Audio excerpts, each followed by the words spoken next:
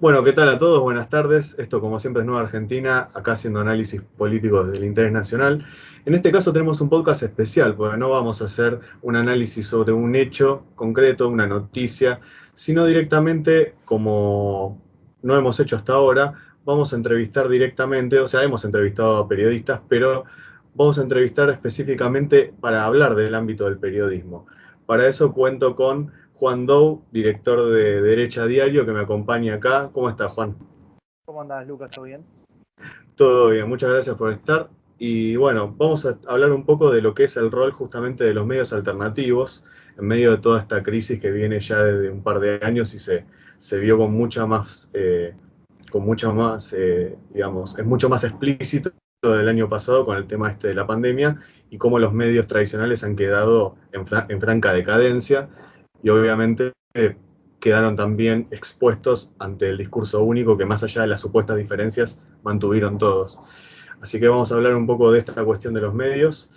Lo pueden seguir a Juan en Twitter, Juan Dou, tiene una foto de un pajarito. La verdad que es muy, muy gracioso, la verdad los tweets que comparte son picantes como nos gusta a nosotros. Sí, bueno, la foto, Juan, sí.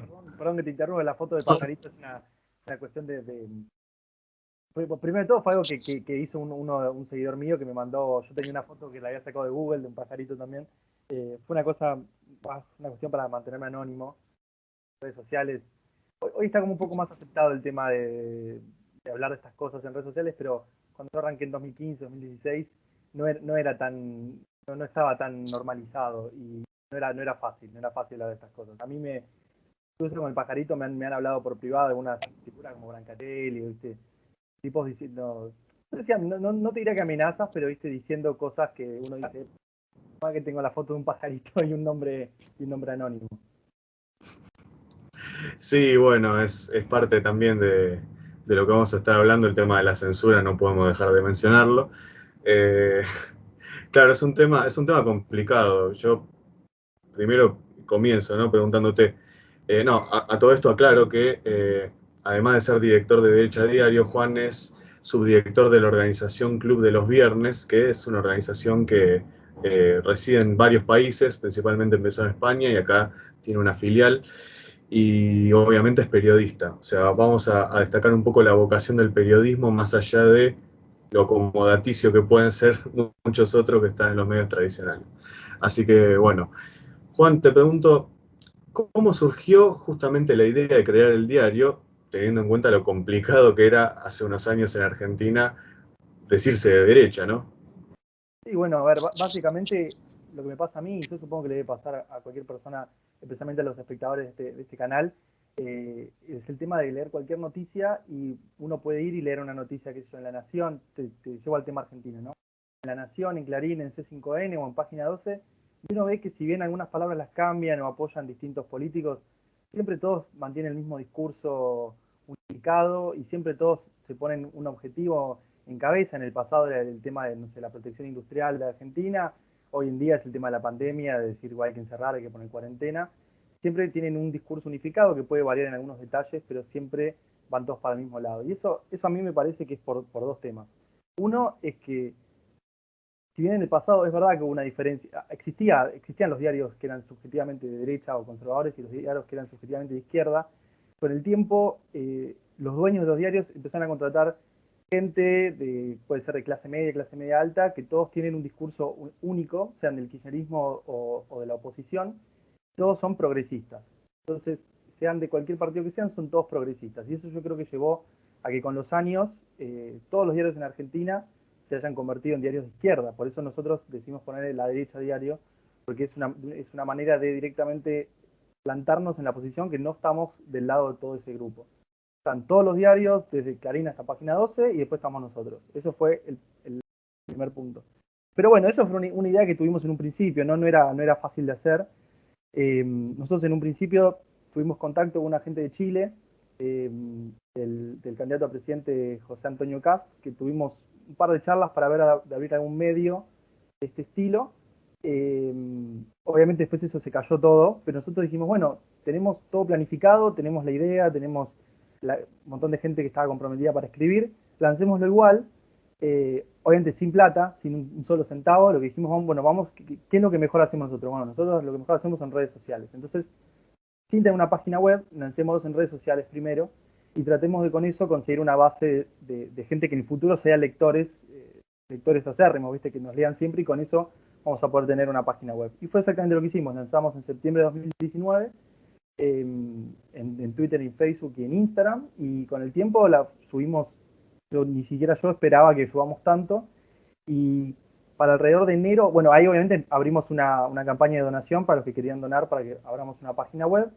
Obviamente cumplimos todos los objetivos que nos habíamos planteado, y para enero ya teníamos la página web, y creo que el lanzamiento fue el 22 de febrero del 2020. Como te podrás imaginar, desde el día que lanzamos ya empezamos con todo el tema de la pandemia, y eso obviamente marcó un montón no solamente del contenido que publicamos, sino el estilo de nuestras publicaciones. Año electoral, 2020 también en Estados Unidos, era un año muy complicado, y bueno, eso por suerte yo creo que nos ayudó también al diario, ¿no? Tuvimos una cantidad de visitas explosivas que nos permitió expandir un montón la cantidad de gente que colaboraba en el diario. Y bueno, y eso nos permitió afrontar este año, que fue muy difícil porque obviamente todo lo que poníamos, y esto si querés lo podemos hablar en un ratito también, todo lo que poníamos nos lo censuraban. Nosotros fuimos por 3 cuentas de Twitter. Recién después de la elección de Estados Unidos nos devolvieron la cuenta original, donde teníamos 80.000 seguidores, nos la devolvieron con 50.000, o sea, nos borraron 30.000 seguidores del mapa. O sea, fue todo un camino muy duro, pero por suerte lo pudimos superar, y ahora estamos en el mejor momento. Bueno, me alegra escuchar eso. Esto lo aclaramos también, que estoy haciendo esta entrevista porque nosotros acá de este canal nos amparamos mucho, no solo el canal, sino también nuestras redes, donde replicamos noticias para darle una reflexión nuestra cortita. Y acá cuando hacemos los podcasts, nos reflejamos mucho en Noticias de Derecha Diario. Entonces era como meritorio en algún momento hacer una entrevista con ellas. Justamente, ahora que empezás a hablar del tema de actualidad nacional, yo me acuerdo que justamente estaba surfeando las redes, por supuesto, viendo noticias, y de repente, no me acuerdo quién, en dónde, pero habían compartido una noticia y leí Portal Derecha Diario. Yo dije, wow. Dije, ¿en serio? Por fin, dije. Entonces agarré, me metí y empecé a ver las noticias, vi una página bien confeccionada, con distintos apartados, con obviamente el clima, todo, pero sobre todo las cotizaciones, ¿no? Los $50 que siempre hay en Argentina, los Bitcoin, demás cotizaciones. Yo dije, bueno, es una página completa. Y bueno, con el correr del tiempo empezamos a encontrar noticias, aparte, que salían bastante antes que inclusive en otros medios. Eso nos sorprendió también. Una cuestión, justamente, ahora que tocaste ya el tema del tema de la pandemia y de la actualidad, ¿qué percepción tenés vos respecto del hoy, ¿no? Habiendo vivido el 2020, con respecto a Argentina puntualmente? Bueno, yo creo que el tema de la pandemia, y hoy justo publicamos una nota sobre este tema. La pandemia se ha convertido en una situación que les hace muy cómodo gobernar a ciertos políticos, ¿no? Mientras yo creo que ha perjudicado, y esto es algo que hay que decirlo siempre, ha perjudicado enormemente a figuras como Trump o Bolsonaro, a otros presidentes, como bueno, el que tenemos acá en Argentina, y por ejemplo en España, a Pedro Sánchez, se les hizo muy cómodo gobernar con una cuarentena. No tenían manifestaciones en la calle, las que la tenían eran, como las que tuvimos en el Obelisco acá, muy pequeñas. Se les hizo muy cómodo gobernar de esa manera, también con el sindicalismo, con los grupos sociales. No me refiero al kirchnerismo, me refiero a los grupos sociales más quilomberos, como los del Frente de Izquierda. Se les hizo muy fácil gobernar de esa manera, entonces es algo que quieren mantener a la perpetuidad. Eh, la cuarentena que dijeron que iba a ser por 15 días, el 20 de marzo del año pasado, terminó durando 8 meses. Y después abrió, pero todavía no abrimos del todo. O sea, seguimos todavía con ciertos confinamientos, y ahora parece que quieren volver todo para atrás. Parece que se le plantó la reta y le dijo que no, que va a ser, la cuarentena solamente puede ser nocturna porque no quiere comprometer la educación, lo cual me parece lo único bien que hizo la reta en toda su carrera política. Pero bueno, es una cuestión de que siguen proliferando esta idea de que la cuarentena puede servir para que no haya una explosión de casos de coronavirus, cuando uno ve otros países, y si bien es verdad que hay subas de casos, lo que no sube son las muertes. O sea, si uno se fija en otros países como en Israel o países como Nueva Zelanda o mismo Brasil, uno ve que, que suben los casos, pero la cantidad de muertes o se mantienen iguales o bajan. Por lo tanto, lo que queremos evitar, va como país, esto es una opinión más personal, es evitar las muertes, no los contagios.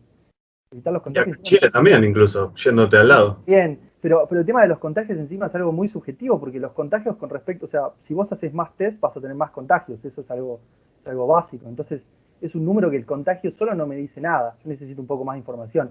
En cambio, la muerte sí, la cantidad de muertos sí es un número que impacta y que es verdad que hay que reducir. Pero yo no creo que poniendo confinamientos tan fuertes uno pueda reducir la cantidad de muertes. Yo creo que lo que tiene que enfocarse uno es en el sistema de salud, en otras cosas. Pero bueno, como te dije, se les hizo muy fácil gobernar con la cuarentena y en año electoral es algo que quieren volver a ir a eso. Obviamente tienen que tratar de balancear un poco, ¿no? Porque en año electoral, por más que sea cómodo gobernar, si estás con la cuarentena y la economía se te desploma, bueno, no, tampoco te van a votar. Entonces, están viendo cómo hacen un balance y eso es muy peligroso. Y lo que yo veo en los medios es que todos los medios siguen este mismo canto que es hay que poner cuarentena, suben los casos, hay que poner cuarentena. Y yo creo que la derecha diario, no sé si habrá algún otro diario en Argentina que hoy esté hablando del otro lado de este tema, que esté diciendo, ojo que las cuarentenas nunca sirvieron para lo que se quiere, ojo que la suba de casos hay que verla en un contexto, ojo que la cantidad de muertes no está subiendo tanto como dicen. Y me parece que somos el único medio que está hablando de esos temas. Sí, es muy importante, porque uno realmente se asusta de ver, o le da bronca a uno ver ese encoro de medios tradicionales, donde cual uno dice desde, como dijiste, de Clarín a Página 12, hay una alineación rotunda, un alineamiento, perdón, rotundo, y uno ya está, obviamente termina apagando la tele, yéndose a internet y buscando los medios quizá más afines a la percepción que uno tiene, porque ya en un punto cuando todos te dicen exactamente lo mismo y casi de la misma manera, uno no puede sino sospechar. Son cosas de sentido común en un punto. Por ejemplo, vos hablaste del tema de la censura, o sea, ¿vos crees que va a venir más fuerte ahora la censura? Bueno, a ver, la censura llegó hasta el presidente de Estados Unidos, o sea, más fuerte que eso yo no sé si puede ser, pero lo que sí notamos este año, y ni siquiera sé si puedo hablar de esto, porque tal vez te van a censurar en tu canal, pero bueno, de última después si quieren lo pueden editar. Pero por ejemplo, yo me acuerdo que el año pasado nosotros escribíamos notas sobre la hidroxicloroquina, que era un remedio que se estaba dando un montón en muchos países de Europa y en Brasil, y cada nota que publicábamos sobre ese tema, o cada tweet, o cada posteo en Facebook, nos lo censuraban, o nos pedían que lo bajemos directamente, o nos ponían un cartel diciendo que esta información no está verificada. Bueno, no está verificada por quién. Esa es una cuestión de que muchas veces no te censuran bajándote la publicación, pero te ponen un cartel grande y no te deja dar la nota y te ponen esta publicación no está verificada. Y bueno, pero no verificada por quién, ese es el problema. Cuando vos pedís que todas las noticias sean verificadas, al final, ¿quién verifica el verificador? Entonces yo creo que el futuro, a eso de vuelta es una opinión personal, pero yo creo que el futuro de las noticias o de los medios tiene que ir a un lugar donde cada uno sepa en quién confiar. Entonces, si vos tenés tu diario en el que vos, por tus percepciones individuales, viste que confiabas porque, qué sé yo, le tiraron una noticia y al final se terminó convirtiendo en realidad, o otras cosas, o conoces el estilo con el que escriben y confías en ese estilo, perfecto, andá y lee ese diario.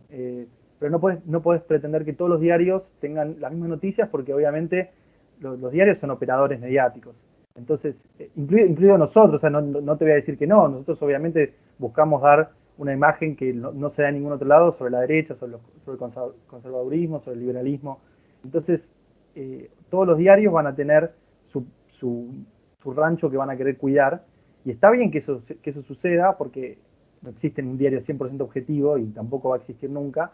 Entonces, lo que se quiere hacer hoy en día con el tema de la censura es que toda la gente se crea que por leer 4 o 5 diarios distintos está informada, cuando en realidad los 4 o 5 diarios todos dicen lo mismo, con algunas diferencias, y hay todo un lado de la historia que nunca se ve, nunca se informa por este tema. Bueno, eso un poco lo vimos con el tema de también los medios estadounidenses, ¿no? Cuando uno ve, incluso hasta la cadena Fox terminó avalando lo que pasó con la elección. Por ejemplo, a uno le resultaba raro, parecía que Tucker Carlson era el único ahí aislado que decía otra cosa, pero por ejemplo, uno piensa, ¿no? El tema de los medios. Y los medios muchas veces, si uno dice, sigue la premisa esa follow the money, ¿no? Seguir el dinero, Sí, uno se da cuenta que muchos de los que parecen contrarios terminan operando bajo la misma premisa, o por lo menos bajo el mismo interés. Entonces, yo creo que lo más honesto es decir, mira, yo defiendo estos tipos de intereses porque tengo este tipo de pensamiento, y la gente en todo caso va a saber elegir con información completa, de alguna manera, ¿no? Esa sería un poco la idea. sí, totalmente. Justo sobre lo que dijiste de Fox, Fox, como es lo que dijiste del tema de la plata, Fox depende de los Murdoch y CNN depende de Turner. Y los dos, por más que tengan diferencias, lo que quieras, los dos son anti-Trump. Entonces, cuando uno dice uno es derecha y otro es izquierda, en realidad está bien, podrán hacer, qué sé yo, sobre el tema del aborto, uno estará en contra, estará a favor, pero sobre los temas de la política y sobre informar sobre lo que está pasando, porque lo que está pasando hoy es la figura de Trump. Eso es uno de los puntos más importantes de la información hoy en día. Y sobre ese punto están los dos en contra, entonces no son diarios opuestos o de puntos de vista opuestos, hablan de los mismos temas. Y yo creo que se vio mucho con la elección. En la elección, de hecho, fue Fox le dio los estados que necesitaba para que gane Biden, se los dio, o dijo que ya eran de Biden, muchas horas antes que incluso los de CNN. Bueno, ahí me quiero detener un poco porque me acuerdo, obviamente nosotros hicimos nuestros videos de análisis, pero todo basado también en la vasta cobertura que hicieron ustedes, fue realmente maratónica, tanto de la elección como de las semanas posteriores, de las denuncias de fraude, las pruebas que se presentaban, ya sea de canales alternativos como de usuarios que simplemente agarraban el celular y decían, bueno, acá nos está entregando en una caja de boletas a las 5 de la mañana sin el uniforme Claro, sí, de... sí. Claro, sí, son cosas, viste, que son extravagantes. Pero en ese sentido me quiero detener, eh, quiero preguntarte qué opinas sobre esa, digamos, derrota de Trump, entre comillas, amañado, lo que sea, pero al fin y al cabo se impuso Joe Biden. ¿Cómo ves el mundo teniendo en cuenta eso? Bueno, la verdad que yo creo que la política hoy en día está totalmente cooptada por este tema del coronavirus. O sea, yo creo que Trump, si no hubiera sido por el coronavirus, yo creo que ni siquiera se hubiera presentado Joe Biden, hubieran puesto a cualquier otro candidato para quemarlo porque sabían que no le iban a poder ganar. Lo mismo en Brasil, yo creo que en Brasil, si no era por el coronavirus, ni siquiera hubiera vuelto a aparecer Lula porque no le podían ganar. Pero bueno, con todo esto del tema del coronavirus, la gente le agarra miedo y uno no se puede agarrar con la gente porque si uno prende la tele y lo que le dicen es se muere gente, va a agarrar, lee un diario, se muere gente, va a Twitter, le dicen lo mismo, va a cualquier lado y está siempre ese mismo discurso unificado, es muy difícil que la gente después vaya y tenga, qué sé yo, la valentía de ir en contra de eso por su misma cuenta. Entonces, yo no es algo que me la agarraría con la gente, yo me la agarraría más con los que están más arriba y son los que justamente planifican todas estas cosas. Eh, yo, por su lado, no creo que el tema del virus haya sido algo planificado, pero sí creo que fue algo que se aprovechó desde el día uno, desde el día uno que se supo que eso iba a ser algo, una epidemia, se hizo todo lo posible para convertirla en una pandemia y desde ese día se está usando políticamente. Sirvió en España, sirvió en Alemania, sirvió en todos lados, menos a las personas que no estaban, no estaban incluidas en esa planificación y se hizo para bajarlo, como por ejemplo Trump.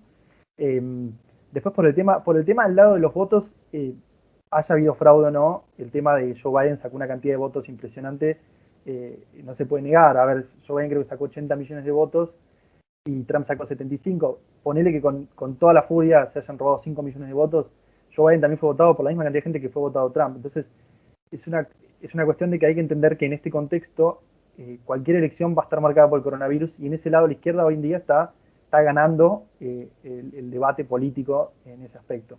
Pero bueno, yo creo que después de la pandemia se va a ver muchos de los efectos de lo que está pasando. Eh, Se va a ver la pobreza que se generó por la cuarentena, se va a empezar a ver la gente que no tiene para comer, se va a empezar a ver cosas como por ejemplo que en 2020 la cantidad de gente que se murió por gripe fue casi cero y todos esos casos fueron pasados como coronavirus. Entonces, cuando veamos los datos en perspectiva en 3 4 años, yo creo que va a haber una gran reivindicación de las figuras como Trump o Bolsonaro, o mismo la calle Pou en Uruguay, que por ahora viene manejando bastante bien este tema. Eh, y yo creo que hay una reivindicación. El tema es que, bueno, obviamente el año que viene, por ejemplo, hay elecciones en Brasil, ahora el 11 de abril hay elecciones en Ecuador, donde puede volver el castrochavismo a Ecuador, entonces hay que tener mucho cuidado sobre ese tema, hay que tener mucho cuidado y hay que también saber dónde leer, porque si uno, yendo al tema de las encuestas, por ejemplo, que si querés me meto un poco en este tema, eh, muchas veces las encuestas sirven como esto que estabas hablando vos, terminan haciendo como una profecía autocumplida. En el momento en que tal vez un candidato está por arriba del otro, pero las encuestas empiezan a mostrar que Joe Biden está 10, 15 puntos arriba de Trump, entonces la gente empieza a ver a Joe Biden de otra manera. Tal vez una persona que tenía pensado no ir a votar dice, ah, mira, ahora tal vez mi voto cuenta porque Joe Biden está 15 puntos arriba de Trump, va a ganar sí o sí, entonces voy y lo voto. Otras personas que decían, ah, Joe Biden no va a poder nunca ganar a Trump, ven que está 15 puntos arriba en la encuesta, entonces van y lo votan. Y eso genera es como una profecía autocumplida, porque después genera que esos mismos votos que ganó por las encuestas validen la encuesta. De todos modos, vimos diferencias abismales. Había algunos estados, por ejemplo Pensilvania, que se lo daban a Biden por 12 puntos y lo terminó ganando por 0,5 o por un punto. Entonces, ahí tuviste esa encuesta no sirve. O sea, en cualquier encuestadora te diría, no, eso es basura, no te sirve esa encuesta, porque tuvo un error del 10%, o sea, de 10 puntos porcentuales, o sea, no sirve de nada. Pero yo creo que lo estamos viendo hoy en día de vuelta. En Ecuador, por ejemplo, se lo está poniendo al candidato Arauz, que es el candidato de Correa, se lo está poniendo 10 puntos arriba de Lasso, y tal vez termine ganando 10 puntos arriba de Lasso, pero por las encuestas, pues las encuestas generan un clima de que va a ganar la izquierda, entonces tal vez los de derecha no tienen ganas de ir a votar, porque dicen, ya, ¿para qué voy a ir a votar si ya gana por 10 puntos? Y los de izquierda se sienten más malentonados y van y votan, y eso termina haciendo que se cumpla eso. Entonces yo creo que en el futuro esos son dos temas a tener en cuenta, el tema del coronavirus, el tema de las encuestas, de cómo se operan, y el tema obviamente de la percepción popular. Y yo creo que esas dos cosas son dos temas que desde un medio alternativo como el nuestro es donde hay que más enfocarse, más que en temas más políticos o sociales. Yo creo que en esos dos puntos, si queremos evitar que, no sé, que este tema de la pandemia dure 10 años más, porque si la gente no empieza a demostrar que está en contra de las cuarentenas o lo que sea, los gobiernos van a seguir haciéndolo. Entonces me parece muy importante desde nuestro lado, tanto como acople de la política, si se quiere, poder demostrar y informar a la gente que no todo es como parece. Porque cuando un político dice algo, y bueno, viste, uno dice, bueno, pero es político, entonces lo dice porque quiere beneficiar a su lado. Pero cuando lo dice un diario, cuando lo dice un canal de noticias, tiene otro peso. Entonces me parece muy importante este trabajo que estamos haciendo. Claro, porque el tema de las encuestas se relaciona también bastante con el tema de lo que mencionabas antes de los chequeados, ¿viste? Porque, a ver, el chequeado, como bien dijiste, ¿quién chequea? Y siempre de vuelta lo mismo. Hay que seguir el dinero, la ruta del dinero, y ahí uno ya va viendo qué intereses. Porque no solamente tenemos entidades que chequean en Argentina, pero que tienen un peso a nivel internacional también de donde viene la plata. Entonces ahí uno se da cuenta de que el que me está chequeando a mí, no me está chequeando porque yo soy, aparte uno lo puede comprobar inclusive con posteos en redes sociales. He visto casos de posteos que realmente no estaban contradiciendo el discurso oficial. Uno leía la noticia y se podía entender que no contradecía, sino que al contrario, reforzaba la idea del discurso oficial. Pero como tenía ciertas palabras, Claro.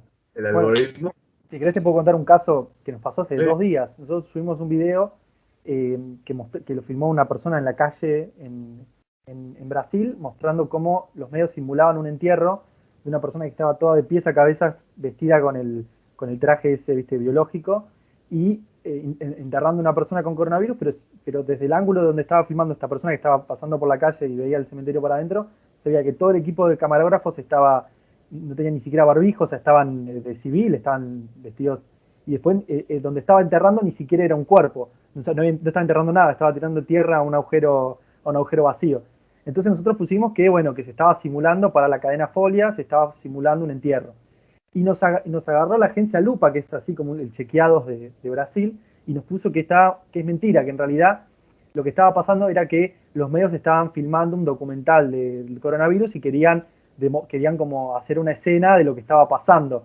Pero si lo que está pasando es tan grave como decís, andá y filmalo, que seguramente lo vas a encontrar en algún lado. No lo tenés que ir a simular no tenés que alquilar un cementerio, poner una persona vestida con el traje y hacer toda la simulación. Pero nosotros nos pusieron que la noticia era falsa, nos pusieron un cartel encima en Facebook, no te dejaba leerla, pero si vos entrabas a la explicación, decía lo mismo que nosotros. Nosotros pusimos simulacro de entierro y ellos ponían, no sé, era un documental que hacía de cuenta que era un entierro. O sea, es lo mismo con otras palabras, pero con eso ya les sirvió como para cancelar nuestra noticia y proteger los intereses que obviamente, no sé si serán exactamente de Folia, pero son los intereses de este discurso unificado que es el que te decía.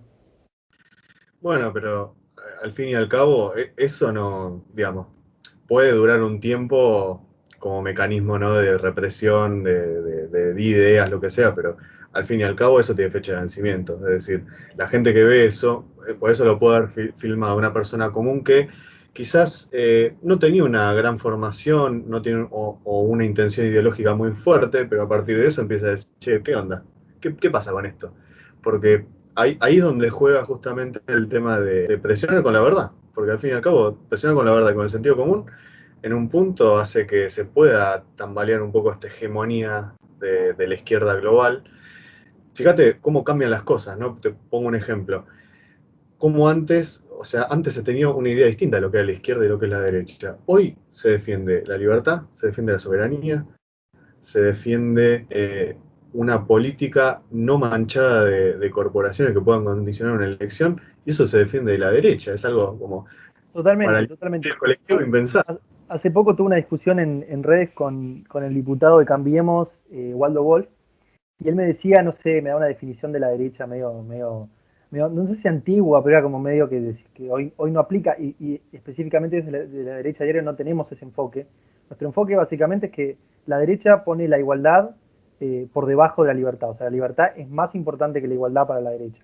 Y la izquierda pone la igualdad por sobre la libertad. Para la izquierda o sea, no hay nada peor que una sociedad desigual, no importa si son libres, no importa si tienen soberanía, no importa si tienen o la libertad de comercio, la libertad misma. O sea, cuando se habla de los temas de género y sexuales, en realidad no se busca la libertad, se busca la igualdad. Se busca que nadie tenga género, nadie tenga sexo, que sean todos iguales, que nadie tenga color, o sea, que sean todos, ¿entendés? Que no exista blancos, negros, o sea, que sea todo igual. Entonces eso es poner la igualdad por sobre la libertad. Y nosotros en la derecha diaria ponemos la libertad por sobre la igualdad. Por eso nos hemos convertido en el único diario en Argentina que habla en contra de la cuarentena, porque somos el único diario que dice, no, la libertad es más importante que cualquier otra cosa que esté pasando en el país. La libertad no se negocia.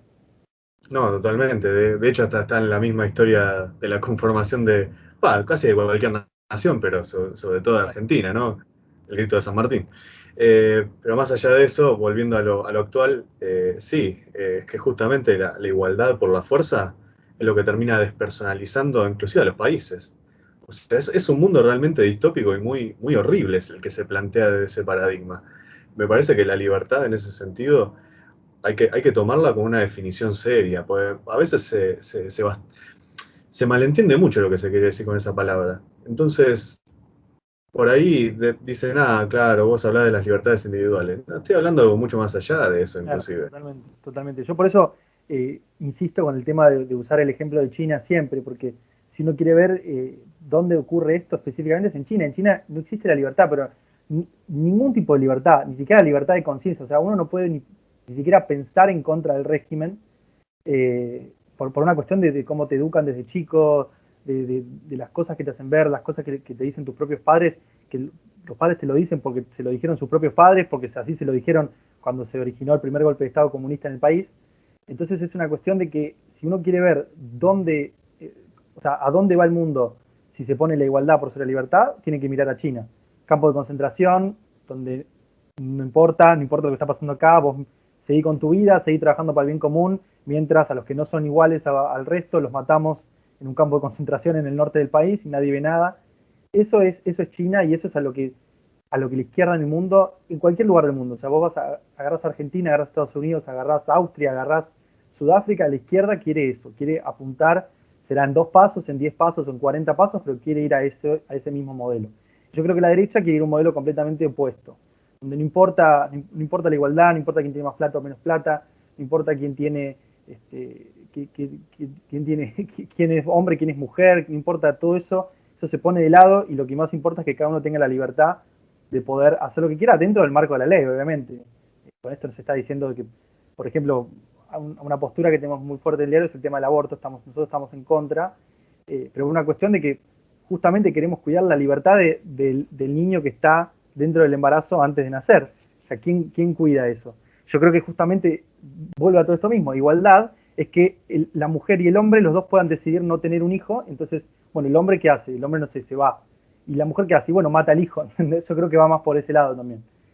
Por eso es que la izquierda busca esa igualdad y lo aplicás a cualquier ámbito de la política o de la sociedad y se da esta situación. Y como te repito, hoy no veo que exista otro diario en Argentina que hable de estos temas, que siquiera se ponga en cuestión el tema de que la igualdad no es lo más importante que uno tiene que apuntar. No, plenamente. Vos y yo podemos ser iguales viviendo miserablemente. Es algo tan simple como eso. Pues aparte de desigualdad no implica que no haya un crecimiento cualitativo, inclusive cuantitativo, del que está más abajo.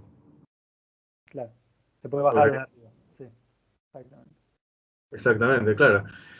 Bueno, también ahora que tocaste el tema de aborto, también se viene el tema de la eutanasia, otro tema picante por el cual va a haber censura para el rato, me parece, ¿no? Sí, sí, nosotros publicamos una nota sobre ese tema, creo que la semana pasada, y yo ya estaba esperando que nos digan algo, por usar el tema de la palabra eutanasia, porque si vos lees después la nota, no es que salimos como paladines eh, en contra de la eutanasia, y no hacemos nada, ni insultamos, ni nada, ¿viste? Es una nota totalmente neutral, pero usamos la palabra eutanasia sin pudor, y lo que se quiere hacer ahora es que no hay que usar más esa palabra. No van a hablar de la palabra eutanasia, te lo van a vender como cualquier otra cosa menos eutanasia. Que es un poco lo que hicieron con el aborto, ¿no? La ley es interrupción voluntaria del embarazo, no es ley del aborto en realidad. Entonces, yo creo que van por ese tema. Claro, también como le pasa a varios youtubers, varios influencers, que les pasa que les bajan videos, como Agustín Laje, por ejemplo, le bajan videos porque dice la palabra aborto y tienen que usar el eufemismo mientras están hablando del video, porque si no, el Claro, algoritmo exacto. ya los Bueno, nos barre. pasó, que es lo que decías hace un rato, el tema de la cobertura de Estados Unidos. Nosotros cubrimos el tema de las elecciones en Estados Unidos el día de la elección, después hicimos una cobertura una semana después, otra semana después, y después quisimos volver a hacerlo, pero ya era, el nivel de censura en YouTube se había hecho tal que no podíamos salir al aire a hablar de fraude, porque nos iban a bajar tal vez no nos bajaban la transmisión, pero después el video no lo podíamos subir, ¿entendés? Entonces decidimos seguir escribiendo notas, que creemos que al menos podíamos llegar más lejos sin censura por ese lado que seguir haciendo transmisiones en vivo. Y después, bueno, cuando fue lo del 6 de enero que entraron al Congreso, ahí no se podía publicar nada ese día, parecía Turquía cuando fue el golpe de Estado, que cualquier cosa que publicabas en Twitter te lo bajaban, te pedían que no lo subas, eh, terribles, y desde Argentina encima, porque los de Twitter saben que nosotros estamos publicando desde Argentina. Incluso así no nos dejaban publicar, una cuestión terrible. Sí, sí, me acuerdo que había varios periodistas que cayeron en la volteada, por ejemplo Javier Villamor, puedo nombrar algún otro, pero principalmente a ellos, a los que son de, obviamente, círculo más bien de la derecha a nivel internacional, que son referentes, caían como moscas ante el primer tuit sobre el tema del Capitolio. Inclusive, más aún si retuiteabas el video de Trump, donde decía, vayan a casa, básicamente. Claro, vayan a casa pacíficamente. Y no, pero en realidad no dijo eso, ¿viste? Nada, vale. O sea, es una cuestión que. Pero es a propósito, porque ellos tiran un relato y lo que hacen después es callan cualquier argumento que desmienta el relato. Entonces, a la persona que no está metida en el tema lee un lado y después cuando quiere leer el otro no lo encuentra por ningún lado porque está todo censurado. Entonces dice, bueno, entonces debe ser cierto porque no encontré ningún contraargumento. Entonces debe ser cierto lo primero que leí. Y eso es muy peligroso porque te pueden decir cualquier cosa, te pueden hacer creer cualquier cosa. Exactamente, sí, sí, tal cual. Y bueno, pasa también con los tweets que a Bolsonaro también le han ido censurando. En algunos casos muestran el tweet y en otros casos mejor no. Te quería preguntar un poco más por ese lado, ya para ir finalizando este encuentro. La verdad que lo estoy disfrutando mucho, porque realmente hay que hablar de estas cosas, hay que hablar de la influencia, sobre todo de la información, y desde esta perspectiva que permanece tan todavía vapuleada por lo oficial. Eh, básicamente te voy a preguntar, viendo por ejemplo este contexto donde, bueno, Bolsonaro está bastante acorralado, ¿no? En la región, vamos a hablar un poco de la región, pero por otro lado también surgen cosas como lo que pasa en Bolivia ahora, que da una chispa interesante, las manifestaciones, lo de Camacho, etcétera. Yo digo, no, por eso me interesan este tipo de entrevistas, ¿no? Porque muchas veces terminamos haciendo, a veces con buena intención, pero esfuerzos aislados, y la izquierda la verdad que nunca hace esfuerzos aislados, por lo menos en los últimos ciento y pico de años no lo viene haciendo. Algo que hay que admitirle a la izquierda es que se coordina muy bien desde una organización social que está en La Matanza hasta el nivel más alto del Foro de Sao Paulo en, qué sé yo, en Brasil. Es una cuestión de que está todo muy bien coordinado y, y no fallan, o sea, a veces tienen traspiés, tienen problemas así, pero cuando se ponen un objetivo, por ejemplo, en 2020 fue bajarlo a Trump, van y lo logran. Entonces es muy difícil.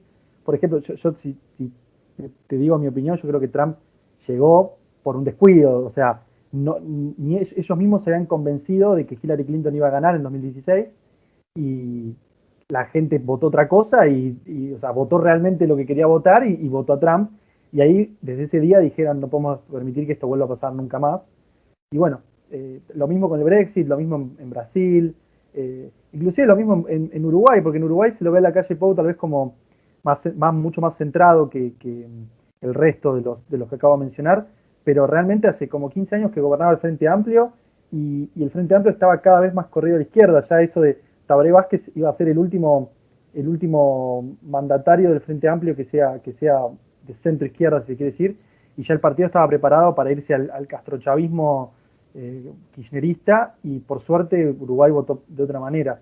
Eh, pero bueno, pero por otro lado vemos como Chile, por ejemplo, se está yendo para ese lado, vemos como Bolivia, que Bolivia es un caso impresionante porque el clamor popular que había para que se vaya Evo Morales era impresionante y si uno se fija las zonas más pobladas del país eh, y donde la gente tiene más cultura del voto, donde está más involucrada en el proceso democrático, era una cuestión de que era imposible que, que vote de vuelta al movimiento socialismo y después de la pandemia, después de un montón de errores que hubo, hay que decirlo obviamente, un montón de errores que hubo del lado de la derecha, no se pudo unificar, eh, hubo candidatos disruptores como Carlos Mesa, que no sé si lo pusieron o el tipo se puso solo, pero fue el engranaje perfecto para que vuelva para que vuelva Evo Morales.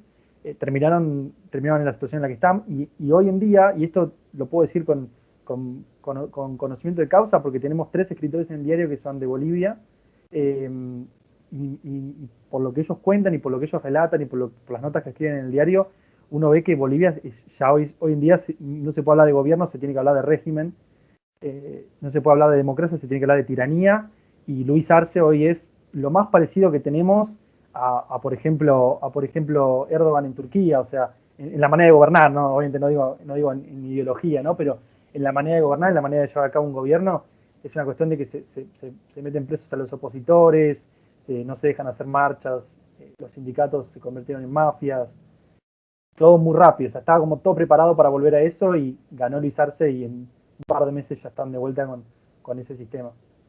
Sí, sí, por eso me importaba hablar del tema de la región, porque normalmente, viste que siempre pasa, que se produce como una especie de efecto en cadena con lo que pasa por primera vez en un país como algo nuevo y se empieza a desencadenar en toda la región, No, ya pero sea el eso es efecto supuesta derecha macrista y el efecto... exactamente, eso te iba a decir, eso es impresionante cuando bueno, acá en Argentina el macrismo lo más que se le puede llegar a decir es que es de centro, pero cuando ganó Macri en 2015 se hizo una escalada que fue el Brexit, fue Trump, fue Bolsonaro, todos los países del este de Europa, todos gobiernos de derecha, fue como que no, fuimos los precursores de ese movimiento no sé, anti-izquierda, si se quiere decir, o no sé, no sé cómo le pondría de nombre, pero anti-establishment seguro, porque Macri se puede decir lo que quiera, pero en su momento, en 2015, era anti-establishment. El establishment del kirchnerismo, él era el único que hablaba en contra, era anti-establishment, y yo creo que el movimiento anti-establishment ganó todas las elecciones en el mundo por un periodo de 2 3 años, y después, con el coronavirus, se cayeron todas. Por eso me preocupa mucho el tema de Brasil, me preocupa mucho el tema de Ecuador, que es la elección en 4 días, me parece que son países que pueden volver muy para atrás y sería muy lamentable. Ahí con respecto a Brasil, yo quizás estoy un poco pecando optimista, pero me parece que por las características que tiene, pues Brasil tiene una élite de conducción militar que tiende más al patriotismo duro y obviamente que siempre va a tirar más por el lado de un gobierno de derecha que un gobierno, digamos, que se acerca al castrochavismo, porque tienen hipótesis de conflicto concretas, por ejemplo, contra China. Ellos Sí, ya lo ven tienen como hipótesis de no, conflicto. En Brasil hay mucho proyecto de nación, proyecto de país, y esto se ve desde las personas tal vez más alejadas de la política hasta las personas que están, las figuras políticas.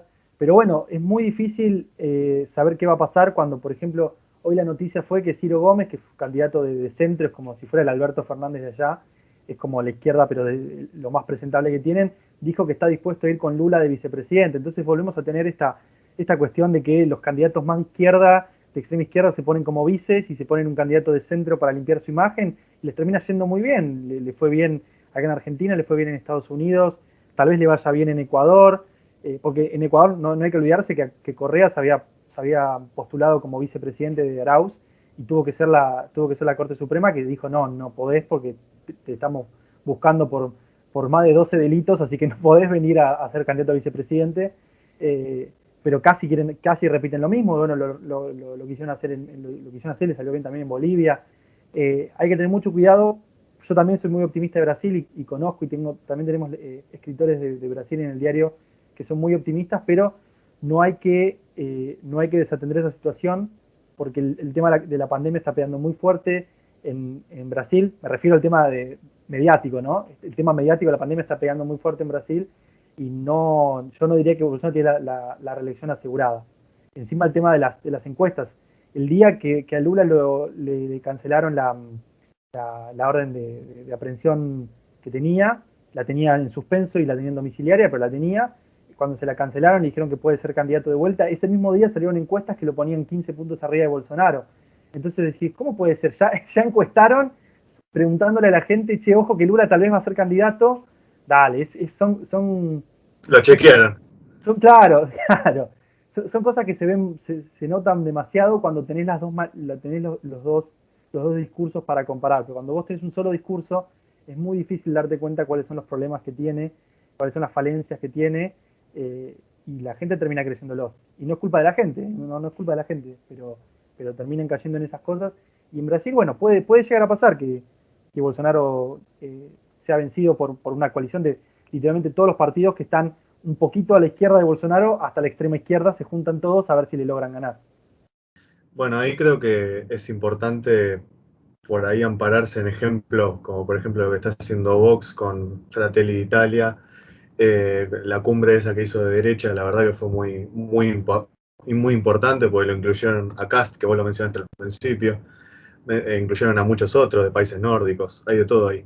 Pero fíjate que se dan cuenta de que si vos querés combatir un enemigo, estoy hablando de enemigo en sentido de adversario de intereses, de Sí, ideas, tenés que emplear herramientas que son también globales, a pesar de que el enemigo sea global.